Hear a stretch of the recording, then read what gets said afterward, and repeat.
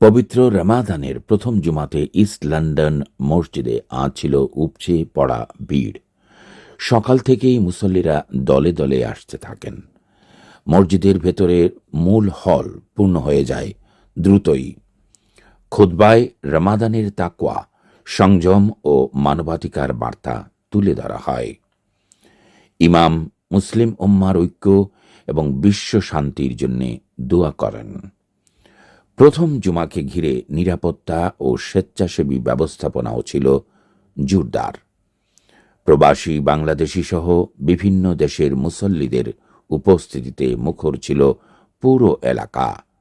পবিত্র এই মাসে আত্মশুদ্ধি ও সহমর্মিতার অঙ্গীকার নিয়ে ঘরে ফিরেছেন মুসল্লিরা।